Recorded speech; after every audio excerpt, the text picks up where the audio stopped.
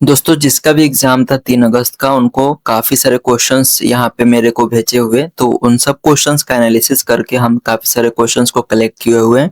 यदि आप लोग का अगला शिफ्ट में है 4 तारीख 5 6 7 कभी भी एग्जाम है तो ये क्वेश्चन आप सबको शिफ्ट में दिखेगा। ठीक है, तो कौन कौन सा क्वेश्चन है, चलो सबसे पहले क्वेश्चन दिखा देते हैं, उसके बाद से हम आप लोग को उससे रिलेटेड थ्योरी और जो क्वेश्चन है सब कुछ हम करा देंगे, ताकि आप लोग का जो एग्जाम है वो काफी अच्छी तरीके से चला जाए। मैक्सिमम जो स्टूडेंट है 80 से 90 क्वेश्चंस को अटेम्प्ट करके आ रहे हैं, और ये काफी सेफ जोन भी है। यदि आप लोग 100 कर पाते हो तो अच्छा बात है, नहीं कर पाते हो तो 80 तो कम से कम करके ही आना है, नहीं तो आप सब 80 नहीं कर पाओगे तो आप लोग एग्जाम का जो रिजल्ट है, कट ऑफ है, उसको आने से पहले ही आप लोग आउट हो जाओगे। तो कोशिश करना कि 80 से 90 क्वेश्चंस को अटेम्प्ट करके आना है। मैथ्स में थोड़ा कैलकुलेशन आ रहा है, लेकिन जो टाइम कंज्यूम आप लोग बचा लेते हो टाइम को, तो आप लोग कहाँ से टाइम बचाओगे, आप लोग जीके जीएस से, और जो करंट है उससे क्वेश्चंस को मतलब 10 मिनट भी काफी, 10 मिनट में बना लेते हो तो मैथ्स में रीजनिंग में थोड़ा बहुत टाइम लगा सकते हो। तो रीजनिंग भी थोड़ा अच्छे लेवल के पूछे जा रहे हैं, मैथ्स भी थोड़ा अच्छा है, उतना भी हार्ड नहीं आ रहा है, मीडियम लेवल का आ रहा है, और जो पढ़े होंगे थोड़ा बहुत वो बना देंगे। ठीक है, मैथ्स सबसे ज्यादा जो दिक्कत आ रहा है स्टूडेंट का वो आ रहा है करेंट का। करेंट 2025 और 26 का हाल फिलहाल का भी क्वेश्चंस पूछे जा रहे हैं 26 से, जो कि मई जून से भी क्वेश्चंस आ रहे हुए हैं। ठीक है ना, जो एक नरेंद्र मोदी जो अभी काफी सारे जो देश में गए थे उससे रिलेटेड भी क्वेश्चंस पूछे जा रहे हैं। तो चलो हम सबसे पहले आप लोग को दिखा देते हैं जो थर्ड, हम ये बता देते हैं इस थर्ड का एनालिसिस। जो शिफ्ट रहा, जो भी शिफ्ट रहा इसका ऑल शिफ्ट जो रहा एकदम इजी, इजी तो नहीं, मॉडरेट रहा, उतना हार्ड नहीं रहा। जिससे हम कंपेयर कर दो 24 25 वाले, तो उतना हार्ड नहीं रहा। ठीक है ना, सेम ही लेवल था, ज्यादा लेवल में कुछ ऊपर नीचे नहीं था। तो चलो हम आप लोग को क्वेश्चन दिखा देते हैं। तो देख लो ये क्वेश्चन है, आप लोग देख सकते हो ये क्वेश्चन है, ये क्वेश्चन है। तो चलो हम सबके एक एक करके आप लोग को बताते चलते हैं। जिससे कि सबसे पहले पूछा गया था, यहाँ पे देख सकते हो ये क्वेश्चन पूछा गया है यहाँ पे कि भारतीय संविधान का कौन सा अनुच्छेद समानता का अधिकार, राइट टू इक्वलिटी के अंतर्गत अस्पृश्यता अनटचेबिलिटी का उन्मूलन करता है। मतलब कि आर्टिकल से सवाल आया है। ठीक है ना, तो आ जाओ, इसको आप लोग कर पाओगे। तो आर्टिकल आप लोगों को पता है कि राइट टू इक्वालिटी जो है ना 14 से 18, 14 से लेकर के 18 पे बात करता है। राइट टू इक्वालिटी जो है आर्टिकल नंबर 14 से लेकर के 18 तक आता है। तो ये कभी भी अब अगला शिफ्ट जो आएगा उसमें पूछ सकता है कि आर्टिकल 14 में क्या है, 15 क्या है, 16 क्या है, 17 क्या, 18। अभी जो है क्वेश्चन था वो आर्टिकल 17 से पूछा गया था, एवोल्यूशन ऑफ द अनटचेबिलिटी, मतलब कि अस्पृश्यता का उन्मूलन। अभी 17 पूछा गया था, तो आप लोग 14 भी याद रखिएगा। जो आर्टिकल 14 बोलता है दोस्तों, इक्वालिटी बिफोर लॉ, मतलब कानून के समक्ष समानता, आर्टिकल 14 बोलता है। आर्टिकल जो 15 है दोस्तों, आर्टिकल 15 क्या बोलता है, आर्टिकल 15 जो है no discrimination, no religion, race, caste, sex और प्लेस ऑफ द बर्थ, मतलब धर्म, जाति, लिंग, जन्म स्थान आदि के आधार पर भेदभाव का निषेध करता है आर्टिकल नंबर 15। ऑलराइट, तो अब आर्टिकल 15 के बाद आर्टिकल 16 क्या बोलता है दोस्तों, आर्टिकल 16 बोलता है कि equal opportunity in public employment, मतलब कि सरकारी नौकरियों में समान समान अवसर, कौन बताता है, आर्टिकल नंबर 16। ठीक है, आर्टिकल 16 के बाद आर्टिकल 17 जो है अभी अभी ये एब्रोशन ऑफ अनटचेबिलिटी, मतलब कि अस्पृश्यता का उन्मूलन। ठीक है, आर्टिकल 17। आर्टिकल 18 जो है एवोल्यूशन ऑफ टाइटल्स, मतलब कि उपाधियों का अंत, किसमें बोला गया, आर्टिकल नंबर 18 में लिखा हुआ है। तो अब क्वेश्चन बन जाएगा ये वाला, बोल रहा है क्या, कौन सा क्वेश्चन कि which article of the Indian constitution abolishes untouchability under the right to equality. तो आर्टिकल कितना हो जाएगा, आर्टिकल 17 हो जाएगा। एबोलिश अनटचेबिलिटी किसके अंडर आता है, आर्टिकल नंबर 17 का। तो आई होप कि क्लियर हो गया होगा। अब 14 15 16 17 कोई भी आर्टिकल है आप लोग को अब आ गया होगा। राइट टू इक्वालिटी जो है 14 से लेकर के 18 तक यहाँ पे आता है आर्टिकल्स के अंदर। नेक्स्ट जो क्वेश्चन है देख सकते हो, निम्नलिखित में से कौन सी नदी भारत में पश्चिम की ओर बहकर अरब सागर में गिरती है। मतलब कि बहुत सारे मैक्सिमम जो रिवर है ना, पूर्व की ओर बह करके बे ऑफ बंगाल में जाकर मिल जाती है। लेकिन कौन सा इसमें से रिवर है जो कि पश्चिम की ओर बहती है और जाकर के अरब सागर में गिरती है? ठीक है, तो सभी रिवर को आप लोग को जानकारी होना चाहिए। तो उसके लिए ये है कि जितना भी रिवर है ना मेरे भाई, वो बहाव के आधार पर दो भागों में बांटा गया है। कितने भागों में? दो भागों में। पहला जो है ईस्ट में जो पूर्व की ओर बहने वाली नदी है, दूसरा जो है पश्चिम की ओर बहने वाली नदी है। तो पूर्व में कौन कौन सा नदी बहती है? गोदावरी हो गई, जो कि दक्षिण गंगा के नाम से जाना जाती है। कृष्णा हो गई, ये पूर्व की ओर बहती है। महानदी, कावेरी, ये सब क्या है? पूर्व की ओर बहती है और जाकर के किस में मिल जाती है? बे ऑफ बंगाल में, बंगाल के खाड़ी में गिर जाती है। ठीक है। नेक्स्ट जो है मेरा भाई, पश्चिम की ओर बहने वाला जो नदी है ना, वो नर्मदा है और ताप्ती है। ये जो रिवर है ना, ये अरबियन सी में जाकर के मिलती है। तो याद रखिएगा यहाँ पे जो वेस्ट फ्लो, वेस्ट मतलब कि पश्चिम की ओर जो बहने वाला नदी है कौन है? नर्मदा हो गया। और नर्मदा जो रिवर है दोस्तों, इससे काफी क्वेश्चन पूछा जाता है। इसका जो ओरिजिन है दोस्तों, अमर अमरकंटक प्लेचू, जो कि कहाँ है? मध्य प्रदेश में। इससे यहाँ से निकलती है ये नर्मदा रिवर और जाकर के एक रिफ्ट वैली बनाती है और ये अरब सागर में जाकर के मिल जाती है। ये इसका एक मेजर डैम है जो कि सरदार सरोवर डैम, इसका इंपॉर्टेंट एक डैम भी है। चलिए, इतना काफी है। यदि आप लोग जान गए हैं तो आसानी से क्वेश्चन को कर दोगे। तो इसका राइट आंसर हो जाएगा दोस्तों कौन सा? नर्मदा रिवर, जो कि जाकर के पश्चिम दिशा में बहती है और जाकर के अरबियन सी में मिल जाती है। ऑलराइट, अगला क्वेश्चन की ओर बढ़ते हैं। अगला क्वेश्चन है मेरे भाई, वो बोलता है कि भारतीय संविधान की प्रस्तावना प्रियम्बल में सोशलिस्ट और सेकुलर दो जो शब्द है, एक शब्द और है सोशलिस्ट सेकुलर शब्द, किस संशोधन अमेंडमेंट द्वारा जोड़े गए थे? मतलब कि प्रियम्बल्स में जो भारतीय संविधान की प्रस्तावना हुई थी, उसमें सोशलिस्ट और सेकुलर दो शब्द को एक संशोधन करके उस शब्द को जोड़ा गया था। तो कौन सा संशोधन में ये शब्द को जोड़ा गया था? ठीक है ना।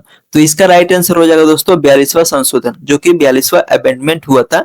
उसमें सोशलिस्ट, सेकुलर और एक शब्द और था। कौन सा शब्द था वो दोस्तों? था कौन सा था? इंटीग्रिटी। तीन शब्द जोड़ा गया था, सोशलिस्ट, सेकुलर, इंटीग्रिटी, जो कि एक 42वां संशोधन हुआ था। कब हुआ था? 1976 में। 1976 में 42वां जो संशोधन हुआ था, इसमें तीन शब्द जोड़ा गया था, सोशलिस्ट, सेकुलर और इंटीग्रिटी। ये क्या सोशलिस्ट क्या बोलता है कि समाजवाद, सामाजिक एवं आर्थिक समानता पर बल देता है। और पंथ पथ निरपेक्ष जो है ना, सभी धर्मों के प्रति समान व्यवहार, कोई राज्य धर्म नहीं। ठीक है ना, सभी राज्य जो सभी धर्म है समान है, सबके साथ व्यवहार होगा और कोई भी एक राज्य का धर्म नहीं है। ठीक है ना, नेशनल कोई धर्म नहीं है। और इंटीग्रिटी, इंटीग्रिटी का मतलब होता है अखंडता, कि राष्ट्र की एकता और अखंडता को दर्शाता है। तो ये तीन गो secular, SSI secular, socialist, integrity 1976 में जो 42वां संशोधन हुआ था, इसको जोड़ा गया था। पहले जो था भारतीय संविधान की प्रस्तावना प्रियम्बल में मूल रूप से सोवरेन डेमोक्रेटिक रिपब्लिक शब्द थे। तो इन शब्द के जगह पर ये सेकुलर, सोशलिस्ट, इंटीग्रिटी शब्द को जोड़ा गया था। याद रखिए कब? 1976 में जो 42वां संशोधन हुआ था तब। ठीक है, 42वां। ऑलराइट, चलिए आगे बढ़ते हैं अगला क्वेश्चन की तरफ। तो इसका राइट आंसर क्या हो जाएगा? 42वां संशोधन। अगला जो क्वेश्चन पूछा गया था, क्वेश्चन नंबर 4, कि भारत का प्रथम राष्ट्रीय उद्यान, first national park of India, जिससे प्रारंभ है हैली नेशनल पार्क कहा जाता था। हैली नेशनल पार्क कहा जाता था पहले। तो वो पहला नेशनल पार्क कौन था इंडिया का, जिसे शुरुआत में हैली नेशनल पार्क कहा जाता था? ठीक है, बताना है। तो पार्क के बारे में जानने के लिए पार्क से काफी क्वेश्चन पूछे जाते हैं, तो आइए हम आप लोग को पार्क के बारे में बताते हैं। तो सबसे पहले बात करते हैं फर्स्ट नेशनल जो पार्क था इंडिया का, भारत का प्रथम राष्ट्रीय उद्यान जो है, उद्यान है जो दोस्तों, जिसको क्या कहा जाता है? 1936 में हैली नेशनल पार्क के नाम से स्थापित किया गया था। कब? 1936 में हैली नेशनल पार्क के नाम से इसको स्थापित किया गया था। बाद में इसका नाम बदलकर जिम कॉर्बेट नेशनल पार्क कर दिया गया। क्या कर दिया गया? जिम नेशनल कॉर्बेट पार्क कर दिया गया। और यह भारत का सबसे पुराना राष्ट्रीय उद्यान है। और प्रोजेक्ट टाइगर के अंतर्गत चुना गया पहला राष्ट्रीय उद्यान भी है। तो हेली नेशनल पार्क का नाम बदलकर जिम कॉर्बेट नेशनल पार्क कर दिया गया कब? 1936 में, याद रहेगा। तो 1936 में ये एस्टैब्लिश्ड हुआ। इसका पुराना नाम हेली नेशनल पार्क था, नया नाम जो है कि जिम कॉर्बेट नेशनल पार्क, और वर्तमान में ये और सबसे इंपॉर्टेंट कौन सा स्टेट में है ये जिम नेशनल कॉर्बेट पार्क? तो ये जो है ना जिम कॉर्बेट नेशनल पार्क जो उत्तराखंड में है। इसके रिवर की बात करें तो रामगंगा रिवर है, ठीक है। और ये किस लिए फेमस है दोस्तों? ये रॉयल बंगाल टाइगर के लिए फेमस है, एशियन एलिफेंट और लियोपार्ड के लिए ये फेमस भी है। तो अब समझ में आ गया, समझ में आ गया ना। तो क्वेश्चन ये पूछ रहा था भारत का प्रथम राष्ट्रीय उद्यान जिसे first national park of India, जिसे शुरुआत में हेली नेशनल पार्क कहा जाता था, तो कौन सा था? तो जिम कॉर्बेट नेशनल पार्क हो जाएगा इसका करेक्ट आंसर। समझ गए? ऑल राइट, चलिए आगे बढ़ते हैं। चलिए ये जो है 5वां नंबर क्वेश्चन है दोस्तों, बोला गया है निम्नलिखित में से कौन सा टैक्स भारत में केवल केंद्र सरकार यूनियन गवर्नमेंट द्वारा लगाया जाता है? तो टैक्स काफी सारी चीजों पर लगाया जाता है, आपके घर के ऊपर, आपके लैंड के ऊपर, आपका जो गाड़ी होती है उसके ऊपर, आप कोई सामान खरीदते हो उसके ऊपर, तो काफी सारे टैक्स होती है। तो जो यूनियन गवर्नमेंट है ना किसके ऊपर टैक्स लगाती है उसके बारे में बताना है। तो बात करें टैक्स के दोस्तों, तो भारत में जो टैक्स का जो संविधान की 7वीं अनुसूची बताता है, ठीक है ना, इसमें केंद्र सरकार, यूनियन जो कि केंद्र सरकार, राज्य सरकार और स्थानीय निकाय लोकल बॉडी में विभाजित किया गया है। तो सबसे पहले जो है यूनियन गवर्नमेंट किस किस चीजों पर टैक्स लगा सकती है, फिर स्टेट गवर्नमेंट किस किस चीजों पर टैक्स लगा सकती है, और लोकल बॉडी जो है किस पे लगा सकती है। तो यूनियन गवर्नमेंट जो है ना दोस्तों, केंद्र सरकार पूरे देश में लगाए जाने वाले कर वसूलती है। तो सबसे पहले बात करें, ये कस्टम ड्यूटी पर लगा सकती है, सीमा शुल्क जिसे कि सीमा शुल्क पर लगा सकती है, निगम कर पर लगा सकते हैं, मतलब कॉर्पोरेट टैक्स लगा सकती है यूनियन गवर्नमेंट, आयकर कृषि आय को छोड़कर, ठीक है ना, इनकम टैक्स पर लगा सकती है, लेकिन कृषि आय पे नहीं लगा सकती है। कस्टम ड्यूटी पर लगा सकते हैं जिसपे कि इंपोर्ट हो एक्सपोर्ट हो, दूसरे देश से लाया जाए दूसरे देश पे भेजा जाए, इस पे लगा सकती है। तो यूनियन गवर्नमेंट ये सब करती है, कस्टम ड्यूटी पर शुल्क लगाती है, कॉर्पोरेट टैक्स लगाती है, इनकम टैक्स लगाती है, और कस्टम जो कि इंपोर्ट एक्सपोर्ट होता है उस पर लगाती है। अब वही बात करते हैं स्टेट वाला जो है ना, स्टैंप ड्यूटी पर लगाती है, स्टेट एक्सरसाइज मतलब राज्य आबकारी पे लगाती है, लैंड रेवेन्यू मतलब कि भूमि राजस्व पे लगाती है स्टेट गवर्नमेंट, लोकल बॉडी जो होती है किस पे लगाती है, जो कि प्रॉपर्टी टैक्स लगाती है, वाटर टैक्स लगाती है, हाउस टैक्स लगाती है। तो अब आप लोग को समझ में आ गया होगा कि यूनियन गवर्नमेंट किस किस पर टैक्स लगाती है। तो स्टैंप ड्यूटी ये किस में स्टेट गवर्नमेंट लगाती है, कस्टम ड्यूटी जो है ये यूनियन गवर्नमेंट लगाती है, लैंड रेवेन्यू स्टेट हो गया, प्रॉपर्टी जो है स्टेट हो गया, ठीक है। प्रॉपर्टी किस में था, प्रॉपर्टी था आप लोग का, प्रॉपर्टी वाला तो लोकल बॉडी लगा सकती है। तो ये हो जाएगा आप लोग का, ये वाला स्टेट लगा सकती है, ये होगा लोकल बॉडी, और ये जो होगा ये यूनियन गवर्नमेंट लगा सकती है, और ये जो है ना फिर से स्टेट गवर्नमेंट लगाएगी, ठीक है। तो इसका राइट आंसर हो जाएगा कस्टम ड्यूटी जो है यूनियन गवर्नमेंट लगाएगी। ऑल राइट, चलिए नेक्स्ट की तरफ बढ़ते हैं। आप लोग को अगला जो क्वेश्चन है ये, अब जो है ना ये काफी इंपॉर्टेंट सवाल है, इसमें काफी सारे शिफ्ट में पूछा गया था, तो ऑडिट के लिए पूछा गया था, जिसमें कि भारत के नियंत्रक एवं महालेखा परीक्षक CAG की नियुक्ति कौन करता है। जो CAG होता है ना दोस्तों, जिसको बोलते हैं, क्या बोलते हैं CAG, CAG controller and auditor general. CAG का फुल फॉर्म है कंट्रोलर एंड ऑडिटर जनरल जो होता है CAG ऑफ इंडिया। इसका नियुक्ति कौन करता है, प्रधानमंत्री करता है, राष्ट्रपति करता है, कौन करता है? तो इसका राष्ट्रपति करता है, लेकिन इसके बारे में और भी चीजें पढ़नी जरूरी है। तो आइए हम बताते हैं सबसे पहले आप लोग को CAG है क्या। तो CAG है ना दोस्तों भारत का नियंत्रक एवं महालेखा परीक्षक है, जिसको CAG कहा जाता है, और इसके लिए भारत के नियंत्रक एवं महालेखा परीक्षक जिसको controller auditor general of India कहा जाता है, सीएजी कहा जाता है। भारत का सर्वोच्च ऑडिट संस्थान जिसको सुप्रीम ऑडिट इंस्टीट्यूशन है, यह एक स्वतंत्र संवैधानिक पदाधिकरण है जिसके कि इंडिपेंडेंट कॉन्स्टिट्यूशनल अथॉरिटी कहा जाता है। इसका उद्देश्य जो है ना दोस्तों, केंद्र एवं राज्य सरकार के वित्तीय लेन देन की जांच करना है तथा यह सुनिश्चित करना है कि सार्वजनिक धन का उपयोग संवैधानिक और कानून के अनुसार हुआ है। और सीएजी को सरकारी वित्तीय जवाबदेह का प्रमुख संरक्षण माना जाता है। मतलब सीएजी है ना, इसके अंडर जो भी कार्रवाई करना होता है, जिसका जांच पड़ताल करना होता है कि कानून में रह करके जो हमारे कॉन्स्टिट्यूशन के अथॉरिटी को रूल को फॉलो करके जो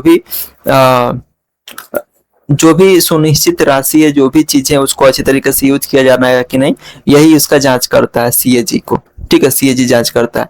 अब बात करते हैं इसका कैसे होता है नियुक्ति, कौन करता है। तो इसका जो अपॉइंटमेंट जो करता है दोस्तों, कौन करता है, इसका जो अपॉइंटमेंट जो सीएजी का नियुक्ति भारत के राष्ट्रपति राष्ट्रपति के द्वारा की जाती है।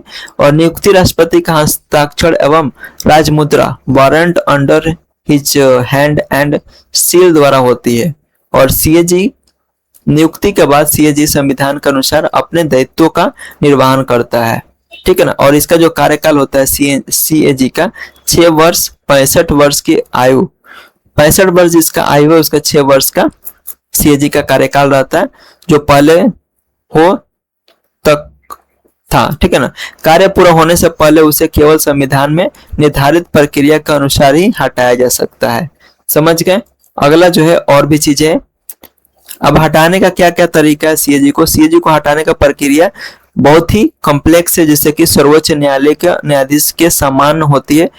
ठीक है ना। केवल संसद द्वारा सिद्ध कदाचार मतलब प्रूव्ड मिसबिहेवियर या हस्ताक्षर अक्षमता, इनकैपेबिलिटी के आधार पर ही उनको हटाया जा सकता है उनके पद से। किसके द्वारा, राष्ट्रपति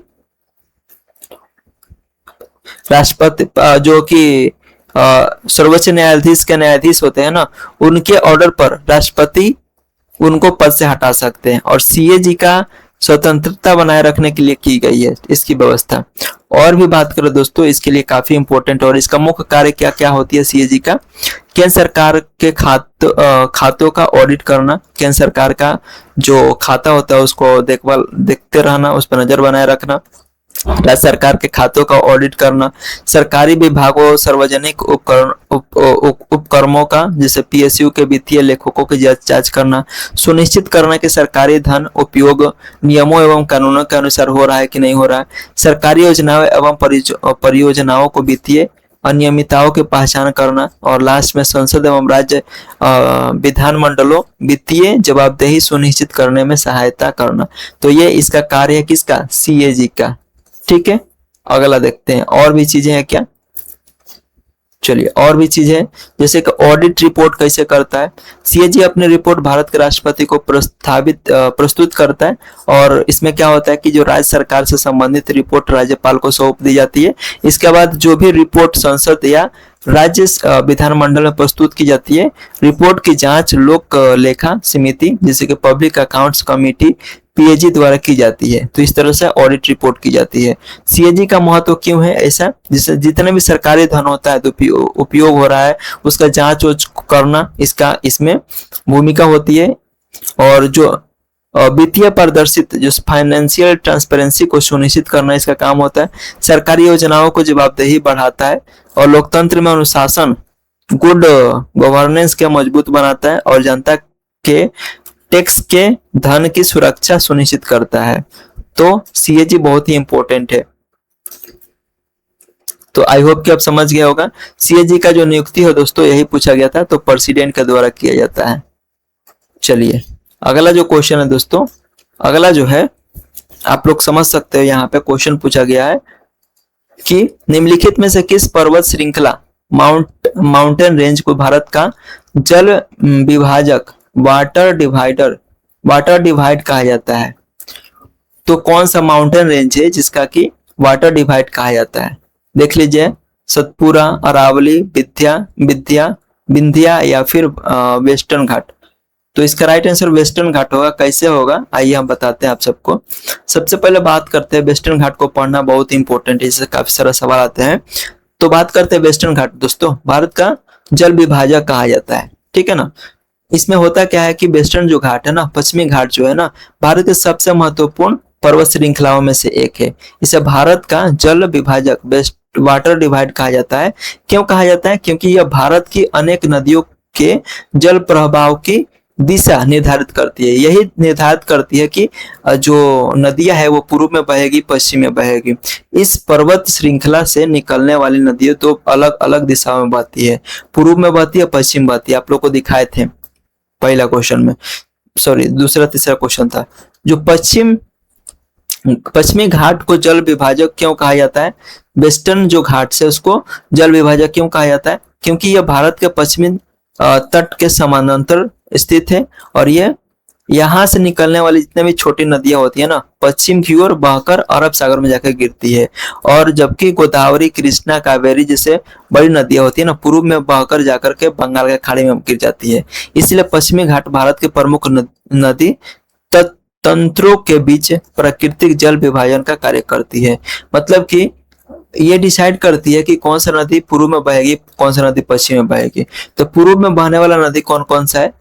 पूर्व की ओर बहने वाली नदी पेरियार है, शरावती है, नेत्रावती है, मांडोवी है, जो कि क्या है, पश्चिम में बहती है नदी है ये, ठीक है, पश्चिम की ओर बहती है। पूर्व की ओर बहने वाला नदी कौन है? जो कि जाकर के बे ऑफ बंगाल में मिल जाती है और ये जाकर के अरबियन सी में मिलती है। पश्चिम वाली, पूर्व वाली जाकर बे ऑफ बंगाल में। गोदावरी, कृष्णा, कावेरी, तुंगभद्रा, पश्चिमी घाट, ये सब क्या है, जाकर के बे ऑफ बंगाल में मिलती है। पश्चिमी घाट का महत्व क्यों है दोस्तों? भारत का प्रमुख जल विभाजक है, जिससे कि काफी सारी नदियों को डिवाइड करते हैं, कौन सा पूर्व पश्चिम में जाएगी। दक्षिण भारत की अधिकांश नदियों का उद्गम क्षेत्र है और भारतीय वर्षा प्राप्त करने वाला क्षेत्र है। जो भी बायोडाइवर्सिटी का वैश्विक यही हॉटस्पॉट है और अनेक जल विद्युत परियोजनाओं का आधार भी है पश्चिमी घाट, इसलिए इतना महत्वपूर्ण है। तो आई होप कि आप लोगों को समझ में आएगा। इसका राइट आंसर क्या हो जाएगा दोस्तों? वाटर डिवाइड ऑफ इंडिया किसको कहा जाता है? तो पश्चिमी घाट को कहा जाता है। ऑलराइट, चलिए अगला जो क्वेश्चन है दोस्तों, यहाँ पे देख सकते हो कि भारतीय संविधान के अनुसार राज्यसभा के 1/3 सदस्य, 1/3 जो मेंबर होते हैं, कितने समय बाद सेवानिवृत्त मतलब रिटायर होते हैं? राज्यसभा के 1/3 जो सदस्य होते हैं, कितने समय बाद वो रिटायर होते हैं? According to the constitution 1/3 of the members of Rajya Sabha retire after every. तो राज्यसभा का जो 1/3 मेंबर होते हैं, कितने दिनों के बाद रिटायर हो जाते हैं? तो आइए राज्यसभा के बारे में पढ़ते हैं। सबसे पहले बात करें राज्यसभा का कुछ विशेषताएं हैं, जैसे कि सबसे पहला संसद का उच्च सदन अपर हाउस है। संसद का अपर हाउस जो कॉन्स्टिट्यूशन का संसद का जो पार्लियामेंट का जो ऊपरी हिस्सा है उसको अपर हाउस बोलते हैं। और ये जो है ना परमानेंट हाउस भी होता है, कभी भंग नहीं होती है। अधिकतम जो सदस्य का संख्या होती है 250 होती है। वर्तमान संवैधानिक व्यवस्था 238 निर्वाचित है प्लस 12 को राष्ट्रपति द्वारा मनोनीत सदस्य हैं। तो 238 को निर्वाचित करके आते हैं संसद में और 12 को राष्ट्रपति इनको मनोनीत सदस्य बनाते हैं। तो 238 प्लस 12 कितना हो गया? 250 होगा, ठीक है। और जो भी राष्ट्रपति चेयरमैन है ना, भारत के उपराष्ट्रपति, सभापति जो कौन होते हैं? भारत के उपराष्ट्रपति। और उपसभापति जो डिप्टी चेयरमैन होते हैं, कौन होते हैं? राज्यसभा के सदस्य द्वारा चुना जाता है। अब इसका कार्यकाल देख ले दोस्तों। प्रत्येक सदस्य का कार्यकाल 6 वर्ष तक होती है, ठीक है ना। हर 2 वर्ष बाद राज्यसभा के 1/3 सदस्य सेवानिवृत्त होते हैं, मतलब कि रिटायर होते हैं। 2 साल के बाद जो राज्यसभा के 1/3 सदस्य होते हैं वो रिटायर हो जाते हैं। कितने साल के बाद? 2 ईयर के बाद में 1/3 जो सदस्य होते हैं राज्यसभा का वो रिटायर होते हैं। और जो भी रिटायर होते हैं सदस्य, उनके स्थान पर नए सदस्यों का चुनाव किया जाता है। अब राज्यसभा का महत्व देख लेते हैं। ये तो हो गया था किसका? राज्यसभा। इसका राज्यसभा का महत्व क्या है? राज्यसभा का महत्व है दोस्तों, थोड़ा इंपॉर्टेंट है, इससे सवाल पूछा जाएगा। राज्यों का प्रतिनिधित्व करती है दूसरा जो है संसद में विधेयकों पर विचार एवं समीक्षा करती है, लोकसभा के भंग होने पर भी कार्य करती है और विधायिक प्रक्रिया में नियंत्रण बनाए रखता है। तो ये हो गया तुम्हारा राज्यसभा का महत्व। इसका 1/3 जो मेंबर होते हैं वो 2 सालों के बाद रिटायर होते हैं। तो इसका आज ये राइट आंसर क्या हो जाएगा दोस्तों, according to the constitution 1/3 of the member of the Rajya Sabha retire after 2 years। तो इसका करेक्ट आंसर बी हो जाएगा। आइए और क्वेश्चन देखते हैं। ये देखिए क्वेश्चन बोला है निम्नलिखित में से कौन सा पेयर सही है, करेक्टली मैच है, बताना है करेक्टली कौन सा ये मैच है। तो देखिए हीराकुंड जो बांध है कहाँ है, गोदावरी में है क्या, भाखड़ा नंगल सतलज है, तिहड़ी यमुना, ये देखो ये नदी है और उसके ऊपर बांध भी है, ठीक है। तो कौन सा सही है, तो बात करें हम इसके सही के लिए तो जो भी बांध है ये इससे मैच होता है, ठीक है। तो देख सकते हो भांगड़ा जो है नंगल है, सतलज से मैच है, सही है 1 नंबर। 2 नंबर जो है हीराकुंड जो है महानदी से, तीसरा जो है तिहरी जो देहमा भागीरथी, चौथा जो सरदार सरोवर नर्मदा है, 5वां में नागार्जुना जो है कृष्णा से, छठा जो है इंदिरा सागर जो नर्मदा से है। तो ये मैच है इससे करेक्टली। तो बात करें इसका करेक्टली मैच कौन से है, हीराकुंड जो है गोदावरी से है क्या, भाखड़ा सतलज से है, हाँ तो भाखड़ा जो है भाखड़ा नंगल जो है सतलज से, इसका ये करेक्ट आंसर होगा, ठीक है। तो आई होप कि आप लोग को समझ में आया होगा। अब बताना कि आप लोग का किस शिफ्ट में आप लोग का एग्जाम है। बाकी इस तरह से इंपॉर्टेंट क्वेश्चन आप लोग को कराते रहेंगे सारे के सारे शिफ्ट में। वीडियो देखने के लिए थैंक यू सो मच।